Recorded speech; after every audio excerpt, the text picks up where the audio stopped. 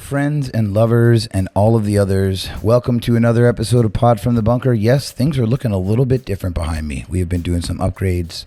We've been changing some things around and trying to keep these shows on the roll. We had a artist in today who was on the road from New York, and it is hot in here today because we had a bunch of people performing and breathing in here. But I'm excited to bring to you another podcast, and today we have Twitch streamer, Toronto musician, and obviously a local buddy of mine. He lives so close. He's going to be coming over and doing a performance soon. Mr. Josh Taerk. And he's marketed his whole Twitch channel after turkeys, which are the name of his community. So we're going to learn a little bit about that, a little bit about his family music history, because I know that he plays with his brother, he plays with his dad. I know that there's a whole family, sort of Partridge Family thing going on there, which is super cool. I'm thrilled to learn a little bit more about him. So without further ado, all the links for Josh are going to be in the description below in the YouTube video. And actually, if you're on Twitch right now, I just hit the guest command. You could use command guest at any point to get Josh's link tree. And we will also shout him out during the show while he's performing. So if you're watching this on YouTube, like I said, we do this live on Twitch. If you're watching this on Twitch, you can watch the VOD on YouTube and listen to it on the podcast networks. If you are listening on any of the podcast networks, it would be super helpful if you would rate and review the show. And other than that, let's just learn a little bit more about Josh right now. Looking forward to it, and thank you guys for being here right now.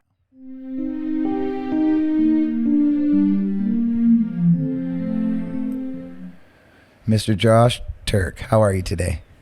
I'm doing great, man. How about yourself? I'm doing well myself, man. You're so calm and cool. I'm all like riled up trying to get this show on the go, and you're just like, yeah, man, all good. We're chill. And I'm like, I get to hang out with you. We get to talk music. Like, yeah. Aside from that, what else could we be doing that could like ruin that vibe? That's a great attitude to have, my friend. My first question, Josh, to everyone is, what is music? I think music for me is communication. And for me, communication is synonymous with love. Okay. You can't have one without the other. True.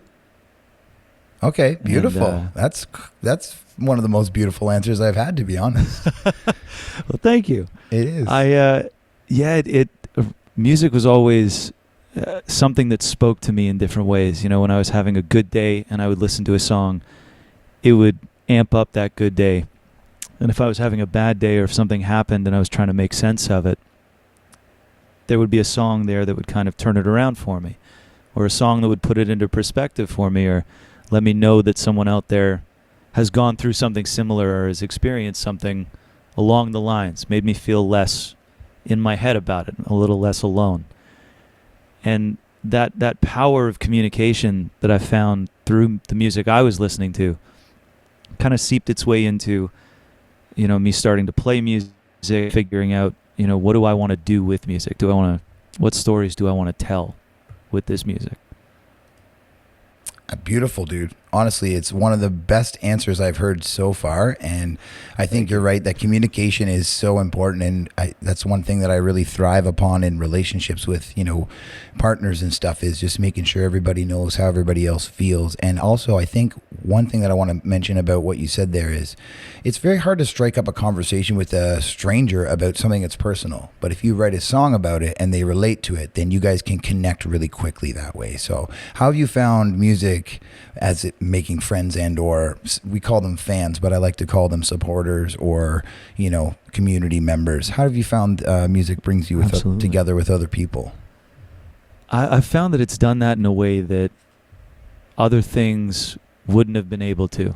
And I love making friends and I love making community, so I've always been very interested in meeting new people, chatting with them, finding points of similarity, and like really honing in on those things. So doing things like, going to university or traveling to a new city has always been really exciting for me for those reasons. But music offered this space where, as you were saying before so beautifully, some of the things that you would want to say, or some of the topics of conversation that you would want to breach, you find, regular conversation kind of falls short in that way, because it could come across preachy, or it could come across ingenuine when you're saying some of the things that you want to get across. And I always found, I had all of these ideas and these beliefs on the way that I was seeing the world and the way that I thought things could work out. And I never really knew how to address that to other people. Right. And songwriting came along, and I just started putting these ideas down, and something clicked, and it went from being this thing that I was like, man, I don't know how I'm going to like breach that conversation, to here's a conversation starter. Do with it what you will. Right. Or the fact that if something a little bit heavy's happening in your life, you don't want to bring down the conversation or room. But if someone else is in that frame of mind and they listen to your song, you can let them have that moment when they're ready for that moment. You're not going to come to the party and go, hey guys, I've had a shitty relationship and this, what you would write a song about, right? You know what I mean?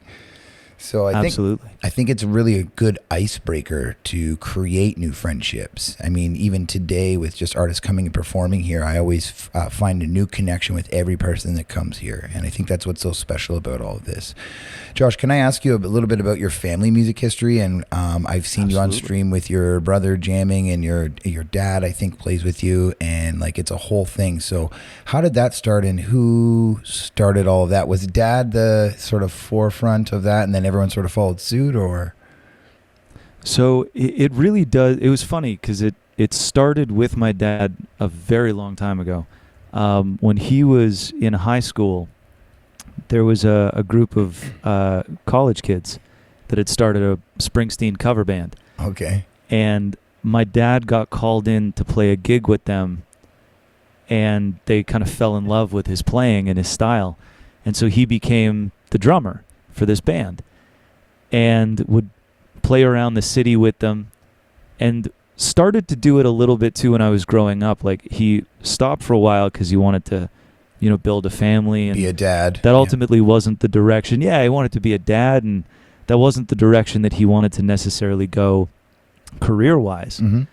But he's a phenomenal drummer, and like at certain points in my childhood, I could remember Dad going out to play a gig on a Thursday or Friday night, and just thinking that was the coolest thing ever. Yeah. And because of his love of music, I was given a very good rock education growing up. Like, listened to everything from the Stones to the Beatles, Eagles, Elvis Costello. Like, we listened to some really popular stuff, some really like indie and really alternative stuff. And there was this whole smattering of music that he introduced me to before I really started to get into the songwriting thing. Mm-hmm. And that influenced you? That for sure. started to happen. Sorry, I don't mean to cut you off, but obviously, how did no worries. How did Dad's record collection or all that music how did that influence you to start playing and or writing music? I mean, it's funny because it kind of came back around in like a weird circle kind of way, because I listened to that stuff growing up, and then around 10 to like, I would say 13 years old, I got heavy into pop music. So Mm-hmm. I was like heavy into the boy band thing, and like the Planet Pop CDs and the Much Music stuff. Yeah. And it was like, okay, that's my introduction to music. I'm gonna like sing, I'm gonna dance a little bit, and that's what I thought. That's where I thought I was going. And a buddy of mine who was listening to all of the same music that I grew up with, but like that was his thing when we were 10 to 13, was playing in a band and invited me out to see a show. Oh. And I went to this club that it doesn't exist anymore, but we went to this club downtown, and they had this whole like underage night where a whole bunch of underage bands would get to play and bring their friends out and stuff like that. And I remember he just hit the stage and started playing, I think it was AC/DC, Shook Me All Night Long. Okay. And there was just something about the room, the sound, the way they were playing together, and the way that this like camaraderie started to happen on stage with all of them contributing to this thing that was bigger than the sum of its parts. And I was like, I gotta ditch the tearaway pants and start playing guitar. Ditch the tearaway pants. Dude, I will say the same thing. I don't know, and I don't ask, but I think I'm a couple years older, but we used to, when I first started drinking beers at parties, we would there'd be 4 or 5 guys. We would throw on the Backstreet Boys or the NSYNCs or whatever it was, and we would all have our beer bottles and be lip syncing and dancing around, joking around with the girls. Like it was a hot moment in time, man. Like the Backstreet Boys were a hot ticket at early 2000s, right? I was going to ask you what gave you the bug, but obviously you mentioned that was when you got the bug, is like you got a little bit of boy band. Then you went to probably the Opera House or whatever that was, that show. And then you got the bug. You're like, oh, wow, I need to ditch these tearaways. So when you started playing, do you have any like background training, or did you just start playing by ear and start banging away, like learning on the internet? What was that trick like for you for instruments and stuff? I came home that night and I said to my parents, I really want to learn how to play guitar. Okay. And they said, okay, like if that's the case, we're behind you, but you got to take lessons. And, they wanted to see how dedicated I was to this. Of course. Yeah. And I think I even surprised myself with how much I jumped into it, because I picked up the acoustic. I started to go to lessons, but I just couldn't get enough of it. Like I don't think the guitar left my hands until I was asleep. That's amazing. Like I would wake up, I would play, I'd go to school, I'd come back, I'd play until it was time for me to go to bed. And I just fell in love with it and was playing. I thought I was going to be a lead guitar player because I loved the guitar. I loved the idea of soloing and the melodic stuff that you could do with solos. Mm-hmm. And then I'm at summer camp, which is a great place to know how to play guitar. And I think you can kind of sense where the story's going. Yeah. But I'm playing the guitar one day for a couple friends, and this beautiful counselor comes over, sits down, and goes, "Oh my God, what are you playing?" And all of my friends look at me like, "Oh my God, this is happening." And so I'm trying to keep my cool, and I'm like, "Oh yeah, it's Wonderwall by Oasis." And she says, "Oh, that's awesome. I love that song. Can you start it over, and can you sing this time? Because I want to be able to follow along with the song." Uh-oh. And I had never sung before. Like, that was something that I reserved for my shower. But I was in this moment, and I always feel like you miss 100% of the shots you don't take. Heck Wayne yeah. Gretzky. Hell yeah. You got to go for it. A couple Canadian boys here, they know that one. Absolutely. Gotta rep the six. Gotta rep Canada. Yeah. But I started the song over again and just took a deep breath and started singing. And when I was done, my friends were all shocked. I was shocked. And she looked at me and said, "I didn't know you were a singer." And I just kind of said, like, neither did I. And from that point on, I started I started to find vocal exercises and started to take vocal training as well, and couple that with the guitar exercises. And at a certain point, I stopped taking like formal lessons, but I still search out different techniques for like vocal exercises that I'll do before a show. I still try and find guys that are not much better at the guitar than I am, and try and sit in with them. Always absorbing, always learning, right? It's a forever Absolutely. journey. That's what's so fun about music. You never know enough about what you love, right? Exactly. And I think with music as well, it's like there is a never-ending journey that you're on. Like even Jimi Hendrix or Eric Clapton, if you ask Eric Clapton what it feels like to be the best guitar player in the world, he'd say, "Ask Jimi Hendrix." And likewise, he would say it the other way, because there's just things that, whether it's better or not, I don't know, but there's just different parts of music. You and I could just all of a sudden learn how to do EDM and just dive into that. And that's a whole new world of stuff that we can, so it's ever growing and ever maneuvering. And I think that's what's good for different art, like an artist like me, where I need to kind of be a little bit everywhere. I can try a few different things, Absolutely.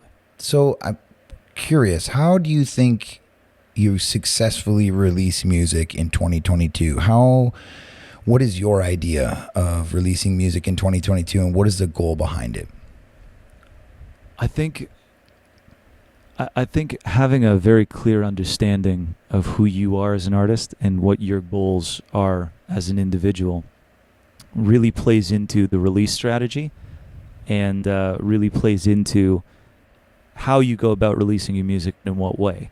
And I'm not necessarily talking specifically genre-wise, but what kind of vibe do you have as a person? Because I think these days the person comes before the music, which, you know, it used to be the other way around, that you would hear a song and then you would kind of fall in love with the band or the artist. But these days I feel like it's the other way around. You know, you get a sense of who the person is through their music, but also through the way that they go about performing their music, playing their music, where you can find their music, social things media, that they're involved in outside of it. Yeah, everything, right? You see their social media now, and you can see them with their kids playing in the pool, whereas like with Led Zeppelin, that was all lore, right? For sure. Okay, sorry, onward. I didn't mean to cut on, but I think social media is a huge one for that. Absolutely. Right? I think social media in that aspect is awesome because it gives us the opportunity to really connect with people in a way that you didn't have access to back in the day when Zeppelin or the Beatles or even the Backstreet Boys started releasing music. Within that, I think there's a really strong sense of self that comes into it as an artist, and we as creative people have a lot more of a say in, like, okay, this is the vibe in the album, this is what I want to say in these stories. How can I bring that to bear on where I send this music, where it goes, and how people find it? And I think, you know, it's funny because there's a lot of differences in the way that people find music these days and people react to music, but in a lot of ways, a lot of those things haven't changed all that much. Like, the visual format for music, in my opinion, is still just as important as it was when, you know, Top of the Pops on BBC or the Ed Sullivan Show was showcasing new artists, or the Tonight Show would have a new act on. Those avenues are still so crucial because it takes you out of the niche that you've developed and brings you to a broader audience. Mainstream sort of thing. Yeah, absolutely. Yeah. Well, I think that a lot of times what happens is, to be successful, like the labels, if that's what success is to you, they want to see you 90% of the way to success. If and again, in quotations, success. And once they see you 90% of the way there, then they go, hey, we're just going to hop right in here. We see you got a great thing going on. How about can we stick our hand in that pie and take a little, and it's weird. Whereas like back in the day, they would develop artists and they would spend time. Someone would see someone in a bar playing or at a gig somewhere playing, and they would say, I think I want to put 5 years into this guy. But now, because of social media and because things move so fast, they can't invest in that. So that the whole game has changed, and I just think that, like, there's different ways that we can release music. Maybe it's just to our Twitch subscribers. Maybe it's just to our Patreon subscribers that will give us a little bit more control rather than just, you know, doing what everyone else is doing. I don't know. We're kind of going down a dead end road with these streaming things. I don't make a penny off of these things, right? And it's interesting in that way because, yeah, I think creative people are now being asked to understand more of the art of the business that they're in. And the really great thing is that with the invention of YouTube and TikTok and all of these things, there are so many resources out there to get different ideas of, okay, this is how you structure a contract, or this is what you're looking for when you're making a deal on this. Or even, I mean, there are a handful of newsletters and like free webinars that I get emails for on a daily basis that talk about like the 10 revenue streams that songwriters don't know about, right, or the 5 revenue streams that as an artist playing on an album that you have access to. And I completely agree that back in the day where there used to be a longer period of time and more of a relationship with labels, that's kind of gone in a different direction these days, and that the artist almost picks that stuff up before they reach the label, which in a really cool way has been very empowering, at least for me, because I go, okay, like, I can learn how to do this stuff to a certain extent and figure out where these revenue streams lie, figure out how, okay, so for example, the streaming on Spotify gives you this much, streaming on Apple Music gives you this much. How many of my people and my family, the Turkey's Twitch family, as an example, are buying CDs? Okay, so if I know that they're buying CDs, or I know this many people are buying CDs, how do I get them the CDs in the best way possible? Mm-hmm. You know, I can tour, I can do these things, and when I tour, it's funny because in a way the costs go down, but the work goes up. As far as what the artist is involved in and has to do these days. Because what the label does is the label's a bank. They go, oh, we'll just pay for the guy to make your lyric video. And now you and I sit there and go, how do we make a lyric video? And we make a lyric video. Or we pay our buddy a couple $100 to help us. And so the price has gone down, but the workload has gone up. And so it takes a certain level of gusto to just keep going, because you're going to get a lot of stuffs in the face. Like, nope. So when I ask you that, do you have any recent songs you've released, and was there anything special you did around those releases? So it's funny that we're having this conversation now, because there are 4 songs that I've been in the studio working on over the last little bit, and we're kind of getting to that point where we're ready to release it. And the way that I've gone about this particular project is very different than the stuff that I did in the past, because to a certain extent, when I released my first album, we were still in that period where there were a lot of gatekeepers. Like, YouTube was still very, very new, and you needed to have people around you that had relationships with different people in order to kind of get your music into certain places. Yeah. And, I was very grateful for the team that I had developed at that point, and a lot of them are still people that I'll call on when it's time to release something, or it's time to go to that next level and do that next thing. But as YouTube and as these things started to develop, it kind of shifted in that I became a lot more aware of, okay, there isn't really like a perfect time to release things anymore. Right. There isn't a guru necessarily. It's really understanding who you are and understanding your audience, family, your found family. Yeah, exactly. And from that standpoint, I've kind of centered this idea around, okay, I know who my people are. I know the people that I'm reaching with this music. Who do we need to put in place, and what are the things that we need to put in place before we hit go on that release to make sure that everything's lined up and all of this stuff makes sense before we send the song out there. Because if you got all your ducks in an order and you know where the music is going to go, how it's going to go, and to a certain extent, videos, associated marketing, associated everything. The people that are going to be behind you and how to communicate what you need with them and vice versa, then you can kind of let God or the universe, or however you believe in it and however you want to call it, that they handle the rest. Right. That's the part when grace kind of comes in. Right. But I've always felt like you work towards those moments of grace. So I've really taken that to heart with this release and the way that we're planning things out with it. Awesome. And so do you feel, I don't want to dictate what you play today, but do you feel comfortable playing one of those new songs for us today? I could for sure. Yeah? Any one of those? You said you have a 4-song EP that you're working on? I do. Yeah. Well, you don't have to, but I would be honored to have you play one of your new tunes for us today. Oh, man. Twist my arm. Okay, I would love to do that. How about I'm just going to hit the full screen for you right now, and there's going to be a little stinger. You can tune yourself up and tell a story, but the screen is yours. I'll mute myself, excuse me, and we're going to hear a little bit of Josh Taerk, everyone. I like this stinger too. All right, dude. So I'm going to mute myself. The full screen is yours. Please tell us a little bit about this song, how it got onto the EP, and break our hearts, would you? Absolutely.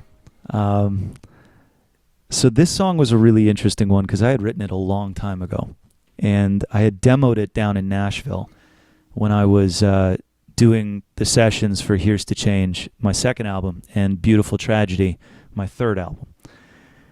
And I had demoed it down there and had recorded it, but it just kind of missed something for me. And I was driving through the mountains of Colorado We were driving from Carbondale to Denver, and we had just gotten past Vail. And it was beautiful, and like this winding road kind of coming through these huge mountains, and you see the city. And my buddy's in the car with me, and we're just shuffling through songs on my phone. It was really this moment of fate, because the console wasn't working that you could like put on an artist. You had to actually go through like your songs and shuffle songs.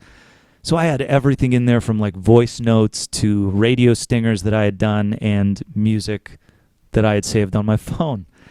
And I didn't know that this demo was in there. But it starts, and I'm about to change it. And my buddy goes, "No, wait, leave this. I like this." And we start listening to it. And I just remember sitting back going like, "Oh my God, like this, I'm feeling something with this. This is really good." And my buddy turns to me when the song is done and goes, "Why haven't you released this song yet?" And I kind of looked at him and went, "To be honest, I can't tell you. I don't know." And when we were trying to pick songs for this new EP, this was one of the songs that I put forward, and the guys that I was working with on this were just like, "Absolutely, this has to go on it." And so this song is called Empty Rooms.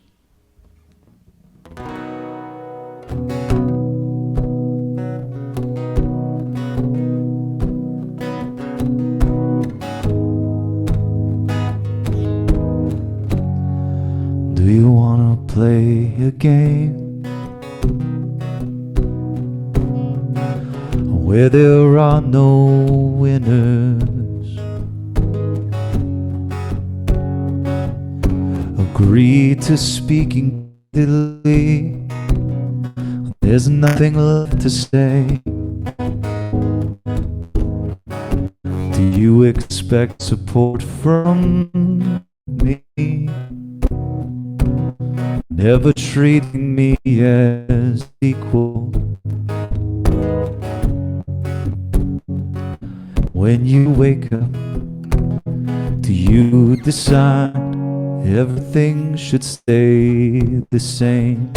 So keep your words, 'cause words without intention lead to nothing, never change.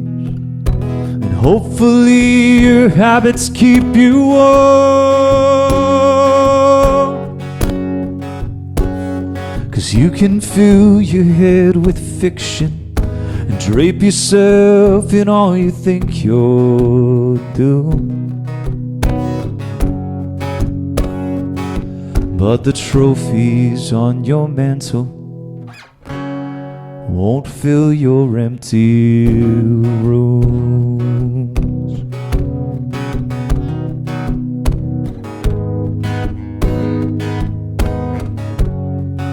The times you used to hold me made me feel protected.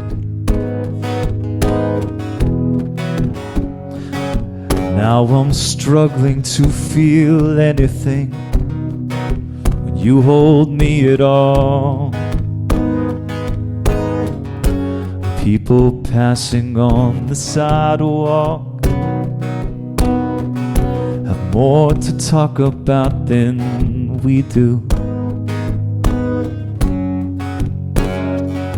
Perfect strangers playing out our roles before the curtain falls. So keep your words, 'cause words without intention lead to nothing, never change. And hopefully your habits keep you warm,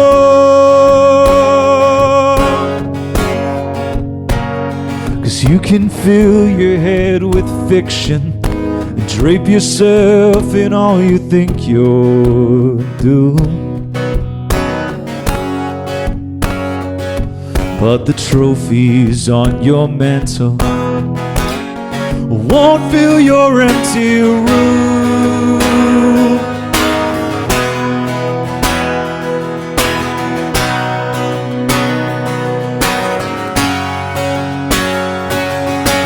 Pieces of my sanity, the things you used to mean to me, come crashing down in fragments on the floor.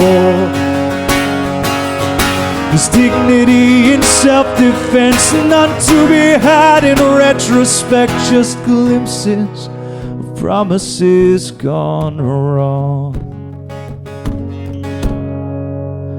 So keep your words, 'cause words without intention lead to nothing, never change.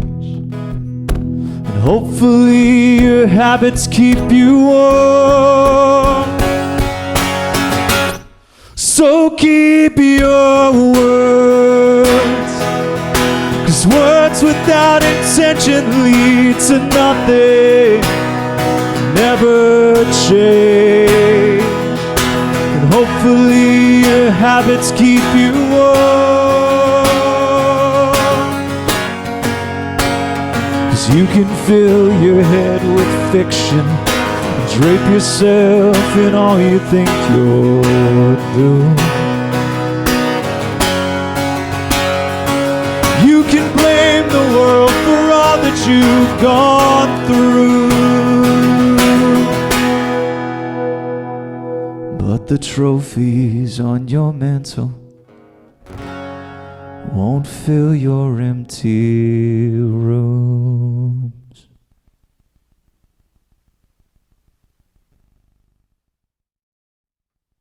My dude, that was beautiful. We had so many good comments going on in the Thank chat you. here about everything to do with that song. The lyrics, the vibe. It was beautiful. And I love the hook line is so great. All those trophies won't help you fill your empty rooms. Beautiful, dude.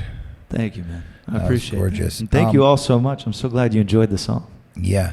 I will say this, Josh, just as when you watch this back, the video chat went a little bit screwy at the beginning of the song, but it leveled back out. So we missed a little bit, but that was beyond us. It was gremlins in our There you go. chat. Sometimes so. things just happen.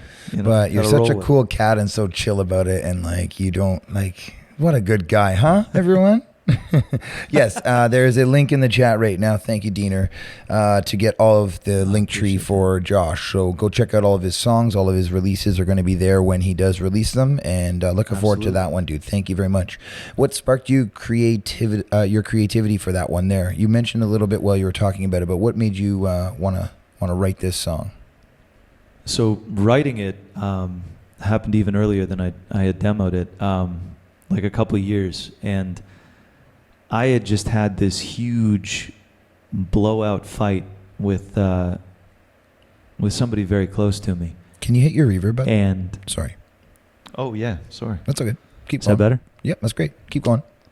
So I had this huge, like, rip-roaring argument with somebody very close to me, and with somebody that for a long time I had tried to, kind of help see that, like, there's more to life and love than things and gestures. It's the feeling, it's the being there, it's the participating, even in the rough stuff, because that's the stuff that gels a relationship. It's going back to communication. Mm-hmm. And after this argument, and after so long kind of being in that place and trying to take it upon myself to, continually try and restart that communication, continually expect other things to happen, I was sitting in my family room, or my parents' family room, and I was looking up at the walls, and I was looking at the shelves with all the photos and with all the, all the knickknacks and the stuff that you collect over the years that have that kind of emotional memory attached to them. Mm-hmm. And I was looking at these shelves, and I couldn't help but ask myself, what is this person's trophy case going to look like? What does my trophy case look like? What are the things that I hold really important? And what is their trophy case going to look like? Mm-hmm. Because at the end of the day, it's not what's in the room, but who's in the room with you. Yeah, absolutely. And to share those memorabilia and those important moments of your life with someone and go, hey, I want to share this with you. I caught the final out at my junior baseball game, and it was such a great moment for me because I was not the greatest player. Sharing those moments with people, like, you can have the moment, you can have the photo, but sharing that with somebody is the moment when you're looking with your girlfriend at the photos on the wall and go, oh, that's my dad in 75. Look at him with his beard and his Bronco or whatever that is. And that's what memories are about, is to be shared. So I think that's beautiful that you wrote it that way, and really inspiring, dude. Thank you very much. Thank you, man. I appreciate that. Yeah, totally. So do you prefer being a recording artist or a performing artist, and why? For me, I think it both of those things satisfy a different part of my personality, of course, and who I am. Mm-hmm. I get to be the really like cerebral, kind of introverted self when I'm going about writing and going about recording, because it's all about the emotion. It's all about digging in and kind of rooting into my own space at that moment. And then when I have the opportunity to perform, I love it so much because that like extroverted part of me comes out, and it's like, oh, this is great. I get to see everybody. I get to like put something out there and gauge how they're feeling, because it's one of the things that I love so much about performing. Are you Gemini? On Twitch? I'm not. Okay. The funny thing is I'm not. I am, but I'm also like that. I'm like, I want to be the introvert, but I also want to be. That's so funny you said that. I relate to that a lot, dude. It's crazy though, isn't it? Like my dad's a Gemini. Mm-hmm. I'm not. I'm a Libra. Okay. But I have a lot of that. Like, there's a part of me that wants to be like, on the keg doing keg stands, and then there's another part of me that wants to be watching. Yeah, absolutely. Like, dude. that's the, 100%. you know what I mean? 100%. And so it just satisfies two sides of the coin, I think. Yeah, absolutely. So you have no preference, but being an artist allows you to do both of those things. How do you find they differ? How, like, when you're recording versus performing, how does the emotion or the process differ for you? For me, I really try to have the emotion stay consistent. Okay. And the thing is, when I am recording something, I want to feel it so much in the recording process. Everything from the way that I'm playing the guitar to the way that I'm phrasing certain lines, singing certain things. I'm more focused on how am I feeling at that moment than how am I playing. Okay. Because I want that emotion to seep through the speakers. Okay. Because when I'm on stage, I that emotional side just kind of comes out naturally, and I find that I tend to root into the stories and the places that I was in when I was writing these songs, good, bad, or indifferent. Right. When I'm on stage, I'm almost like reliving them as I'm singing the songs. Yeah. And so that's been the consistent thing for me, is that I want the experience, the emotional experience when you're listening to the songs on the record, to be very similar to the emotional experience that you would have seeing a show. Yeah. Excellent answer, dude. I asked that question because I find it extra difficult for me to perform in a studio where I'm getting no like for sure feedback from anything. Like, I'm staring at a black wall and like there's like a screen in front of my face and I'm trying to sing with emotion, and I find it hecka difficult to try to do that. Whereas if there's just 5 people sitting in a room, then I feel like there's like a goal. I'm trying to touch them emotionally. And in the studio, I can't find that. So it's beautiful that you're like trying to keep that consistent, because that is the goal for everyone. You want it to be just as emotional both ways. Beautiful answer, dude. Absolutely. Yeah. What was in your parents' record collection? Now this means I have to ask you about what's going on behind you right now. So you have an old Wurlitzer jukebox behind you. Is this a family heirloom? This jukebox. Talk about that. So this one takes 45s. It's not like a long play. But this actually came from my grandparents' place. Yeah. They had this when my mom's parents had this in their basement when she was really young. Yes. And they had so many incredible records in there. that like now I realize what those records were, but when I was a kid, it was just a really cool thing to be able to like Push the press buttons and hear a sound come out of it. Well, dude, I don't mean to cut you off, but I have a very similar thing. My dad's parents had and it's at my parents' house now, a Wurlitzer jukebox, and the same thing. I didn't realize what was in there, but I would just love go press the buttons and watch everything move around. And like it just, as soon as you said that, I'm like, oh my goodness, such a similar story, dude. So sorry, I didn't mean to interrupt you, but no, absolutely, yeah. It's the greatest thing ever, isn't it? Like just like having that raw experience when you're young, and I feel like there are a lot of those moments for people that choose to do what we do for a career. Yeah. You have those moments where it's like you can almost pinpoint similar like growth moments of that muscle. Yes. In that, like in that childhood, because it's like, oh yeah, that similar thing happened to me when I was, I heard this song and it just kind of like changed everything, or picked up a guitar, picked up the piano, and it just clicked. Mm-hmm. But I going back to the Wurlitzer, it was always something that was in their basement. And we would put on, I think they had a version of They're Gonna Put Me in the Movies that Ringo Starr did on one of the 45s. Oh. And that was my favorite thing to play in their basement. And I would like get up on their couch and pretend to sing and like pretend to play the guitar. I know that song. I think it's Act Naturally. Yeah. Is it called Act Naturally? Yes, that's the one. Yes, but that's the one. They're going to put me. That's the main line of the song. They're going to put me in the movies. Yeah. And yes, I know that. I was in this. I think that was in my grandparents, but it was Hank Williams, not Ringo. Well, and he was the one that wrote it. Yeah. Or like originated it. Yeah. Because Ringo and George were really big country music fans. Oh, okay. I'm learning things. I have the fucking Beatles tattooed on me. I didn't know that. Oh, that's awesome. So what else was in that Wurlitzer? And then from there, that's obviously your grandparents. What was in your parents' sort of record collection or CD collection when we were kids? My parents had cassettes and CDs as their collection, honestly. Oh, for sure. Yeah. So there would be a cool mix. And like, I got to hand it to my parents. They were very cool with the whole, like, we're going to take turns with music and we're going to, like, I want to hear what you're listening to these days, Josh, and I'm going to throw in some of my stuff. Okay. So there was this really, like, there was a sense of community with music from the get-go, because it was all built around, like, let's share this and let's learn each other through music. And so my mom was a big Bowie fan, so we had a lot of, like, Ziggy Stardust, and Young American was one of her favorite songs, like. So there was a lot of that in there. Hall & Oates. Mom loved, like, and Todd Rundgren was in there. My dad was more along the lines of, like, he loved New Jersey rock. So, like, Southside Johnny was in there, Bruce Springsteen. Later on, we kind of got into the Bon Jovi thing, but that was around, like, the time that he started releasing, like, the Crush album, thousands. Okay.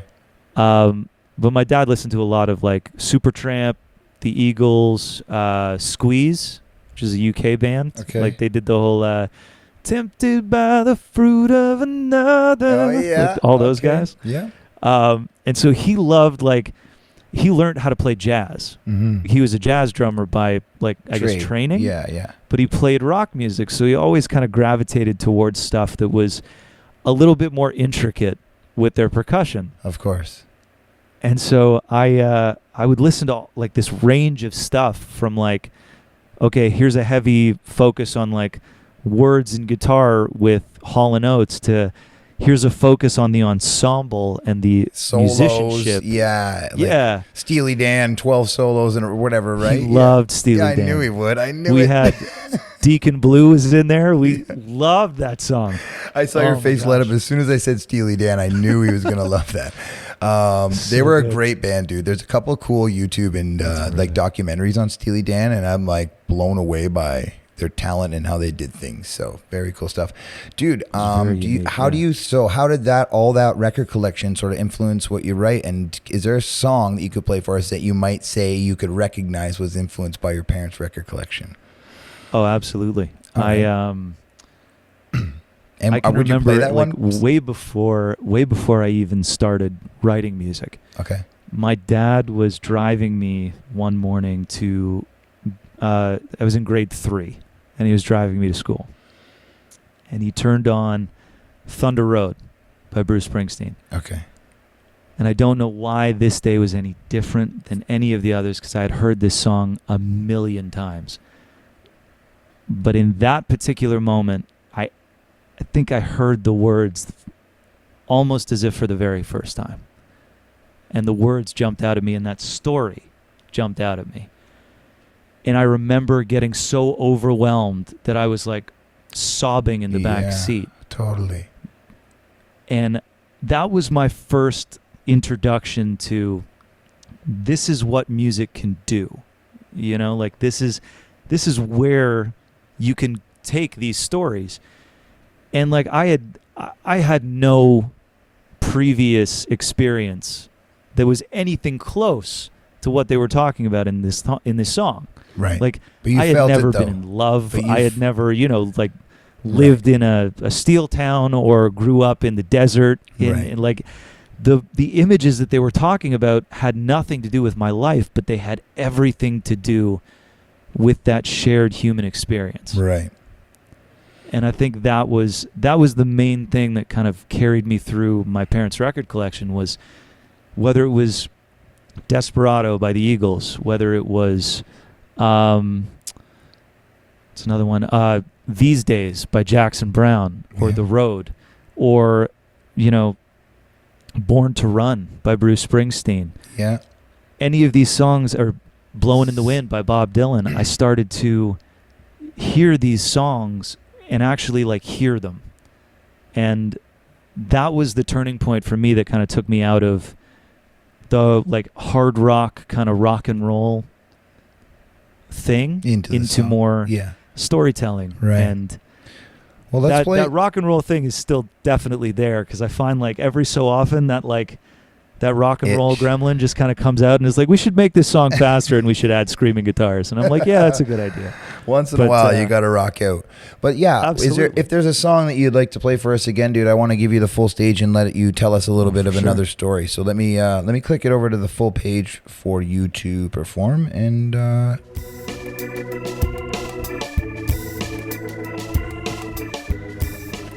it is all you, my friend. I'm going to mute myself. Thank you, Josh, for doing this. Hey, my pleasure. So, I was a huge fan of the band Counting Crows, and that was a band that I had actually brought into my family, and my parents fell in love with, because they had there was that natural vein of songwriting and that natural vein of storytelling that kind of ran through all of that. And it had those kind of rockier elements and some of those slightly poppier elements that my mom was really into.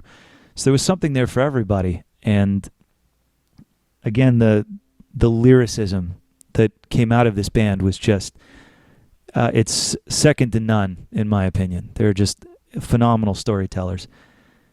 But they had this one song called Mrs. Potter. And one of the lines in the song is, I'm an idiot walking a tightrope of fortune and fame. And I loved that line for so long growing up. And then I got to a point where I listened to it again. And for the first time in my life, I was actually like, I disagree. And here's why. And I kind of sat back and I went, walking that tightrope between fortune and fame, walking towards something that you want, going on that line, putting yourself on the edge, and trying to balance who you are and what you do with what you want. That doesn't make you an idiot. That makes you human. And I feel like at a certain point in all of our lives, we are tightrope walkers at the end of the day. And so I started to play around with that idea and started to play around with that imagery. And I wrote this song.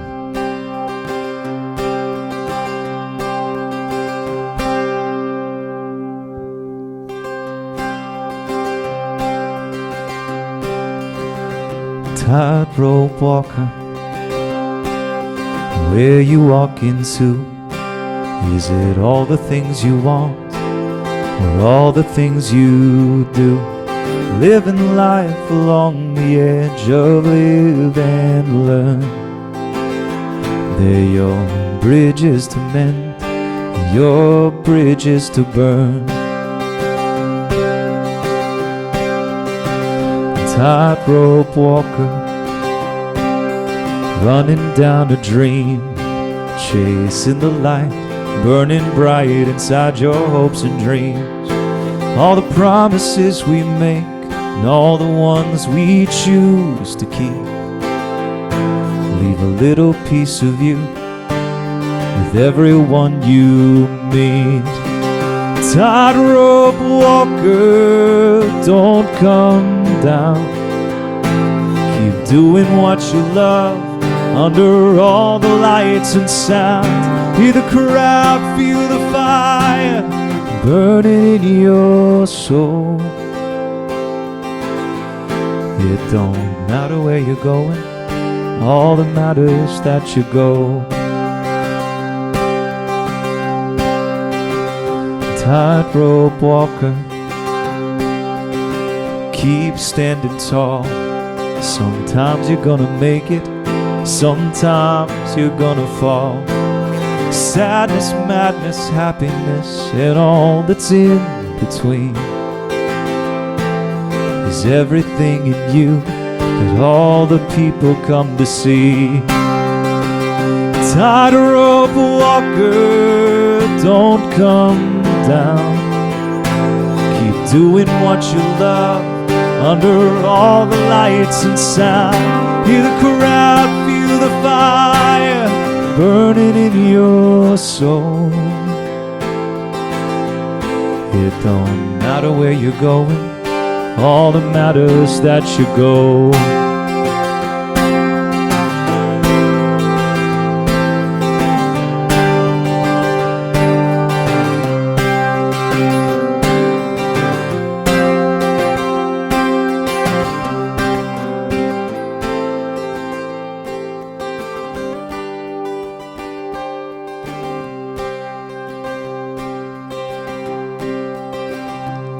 So I wrote the first 2 verses, and I had the chorus,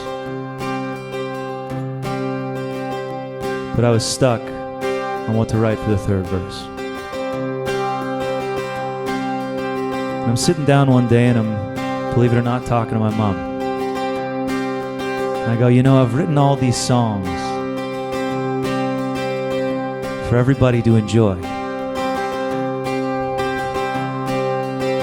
And in only the way that a mom could do.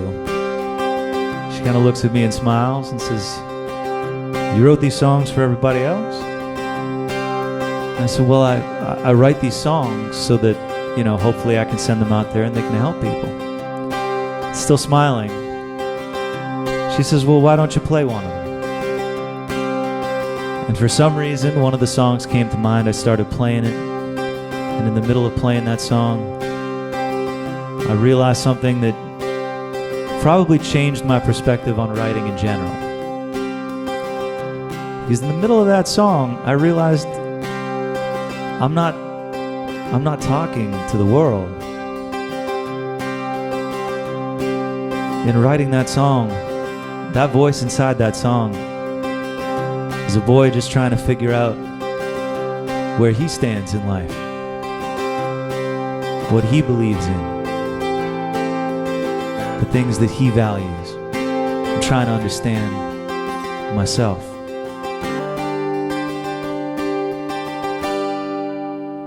I'm in the green room, staring into space. Just another chance to live my dream or get caught up in the race. Singing songs, living, loving what I get to do. Changing people's days, months, years, lives, and moods. Tightrope walker, I guess I'm a lot like you.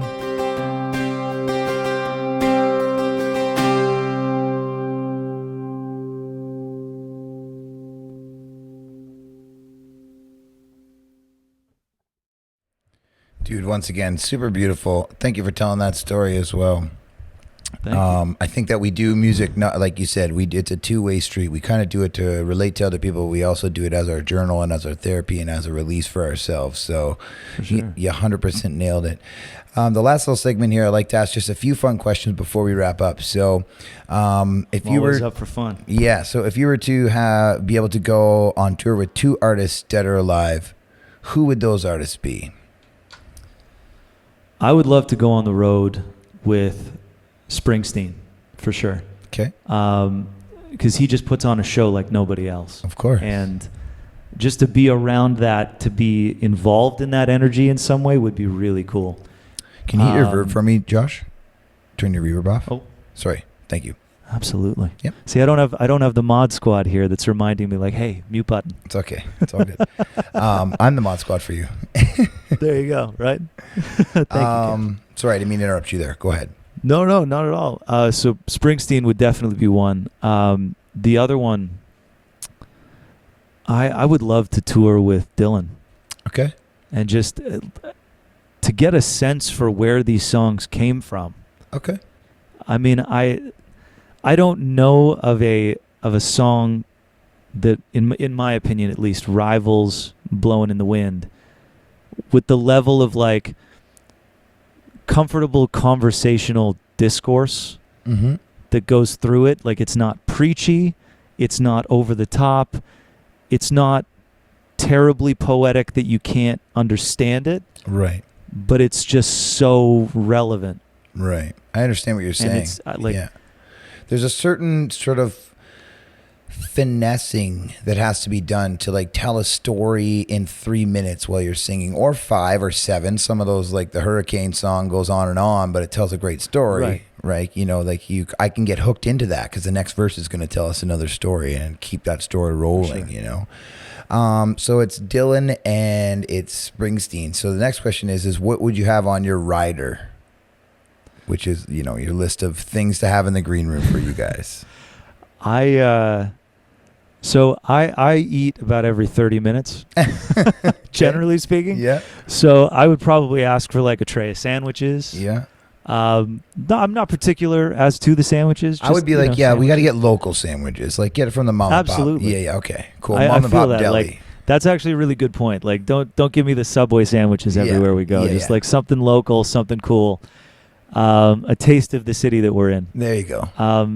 And just some bottles of water. You Okay. know? Like the dressing room for me, I just kind of like, I'm so excited to perform that I usually come to the show like ready. Yeah. Me too. So like the dressing room for me is just like it's a place where I can warm up a little bit and like keep myself in check until I get up on stage. Like I almost have to like keep the beast at bay until Right. it's time to like Of hit the course. stage, and Yeah. then I'm like, okay, cage is open, go for it. Right. Okay, then what would be the dream venue for you guys to go and play at or close this tour at with, maybe with these two guys? So one of the first tours that I ever went on was in the UK, and we did a lot of like, it was this huge theater tour that we had played, and I got to open for this incredible band. We went all over the country. And so the UK has always been a very special place for me because it's really where I got my start. Mm-hmm. And the one club that kind of set it all off for me was a little place in London called the 12 Bar Club. Okay. And they that was the venue, and it was like, it was on Denmark Street, which is a really, really small street for like music stores, and they've been there forever. Okay. So the venue itself could hold about 10 people comfortably. Okay. 20 people Yeah, if everybody was packed in like a sardine. Right. But there was just a vibe and an energy of this place. And I played the show there, and that's when this person who was connected to this group going on tour, they were there, they saw the show and came up to us and said, we need to have you as the opener. Uh-huh. Like, what can we do to make this happen? Right. So that And holds I've a gone really- back and played there a couple of times, Yeah. but I've always had this dream that it would be really cool to like go back to this venue highlight this venue that like is really like one of those places that champions indie music, and bring like a Bob Dylan and a Springsteen and have like a really cool like kind of underground concert that becomes a thing. Yeah. Do you remember Much Music when they would have them spilling out onto the street? So it'd just be like the 10 people who got the tickets and then everyone just spilling onto the street trying to see the show. That would be so rad, dude. 100%. And the pay it forward too, the full circle karma thing is also beautiful. Thank you. Josh, what makes you happy? What makes me happy? That's a really good question. Genuinely what makes me happy is spending time with the people that I care about, and like really like spending meaningful time, just sitting around, not really having to do anything, but being able to laugh and talk and just be around the people I love. That's the greatest thing in the world for me. Awesome. And do you think music does that, brings you closer to that happiness? Absolutely. Hell yeah. I mean, in a very full circle way, you'd asked this question at the beginning, like where did that music thing start? Right. And communication. When I started to pick up and play, my dad took out his old drum kit, started to play with me. We would jam in the house. And then Ryan, my younger brother, started to get into writing as well, because he would hear us play, would kind of learn how to play along with us. And then one day I was writing a song. I got to a part that I hadn't written yet. I stopped playing, and he kept going. And it sounded great. And so I was like, okay, let's use this. And so he started playing with me. And then Matt started playing with me, my other brother. And what started off as this thing that I really enjoyed doing and started to like help me make sense of the world around me turned into this thing that like brought our family close together in a way that we hadn't done before. Yeah, we were always course. really close, but we now had this mutual thing that we could actually do together. 100%. You know what I mean? Yeah, dude, that's so cool. And what a great answer. So, yeah, I think if happiness is spending more time with your friends and family, and music makes you spend more time with your friends and family, then you're winning, dude. You're doing it right. And I'm very grateful to have met you here. I think your positive attitude is infectious. I think that your calmness is also infectious, and I thank you for that. And I thank you for the interview today and all of your time and your music. And not too long from now, we will have you here in the bunker. We already have a date set up for everyone. I don't want to reveal anything crazy because things sometimes get backed up, but Josh will be here in the bunker. We're going to do a live session for him. And then because Josh streams on Twitch and so do I, and we have a couple communities, we might just throw it on a stream and just stream together too, if you're down for that. And maybe just have a beer or something and hang out or whatever you want to do. We could start your channel on my channel. What doesn't matter to me. So I absolutely love that. So if you have time for a quick story. Yeah, let's do it. One of the moments that I keep going back to as like my favorite thing to ever happen on the road, we were playing college showcases in the US, because to play in colleges in the States, you got to go to these big conferences where basically all of the college booking staff go to see acts play, and then they go, okay, we like you. Yeah, it's like an audition spot. Yeah. The entire Northwest is going to take you for this month kind of thing. And so we're there and we're playing these shows, but they have this little like open mic thing that they do for the acts every night at the bar. And so one of my buddies, who I didn't realize was playing the same thing, was like, hey, you should come up and play a couple songs with us. I was like, great. So I went up there and started playing, I think they started with Boulevard of Broken Dreams. Right. I was like, terrific, I know that one. So we started playing. And then a couple of other musicians came up and were like, hey, can you guys keep playing this? Because we're going to are you cool with us joining in and we'll do like a mashup thing? Yeah. I was like, yes.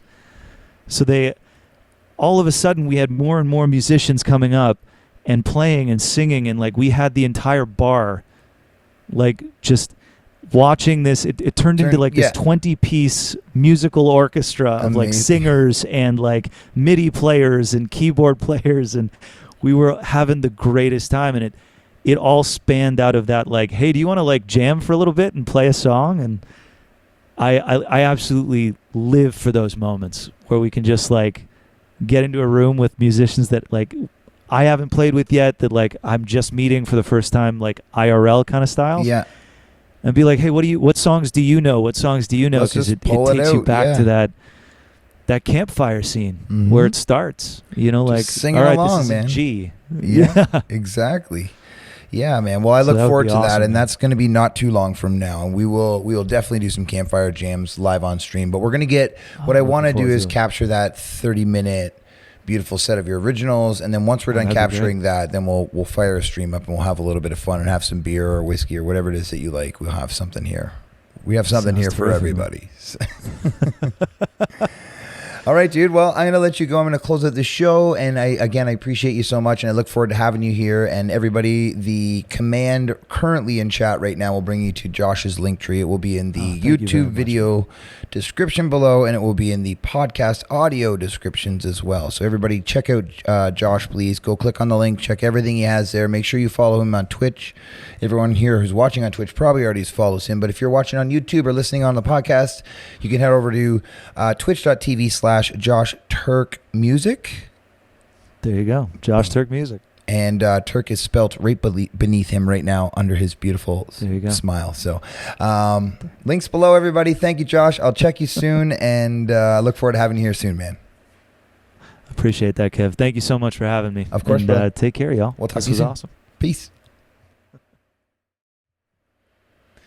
There he is. There he was. That's our boy, Mr. Josh Taerk. Stoked to have him on the podcast, and I'm really stoked to have him come by here and play some songs for us. So thank you guys for hanging in and watching. We're going to go for a raid right now. We're going to probably go see our friend Bluecox, great streamer here from Greece, musician.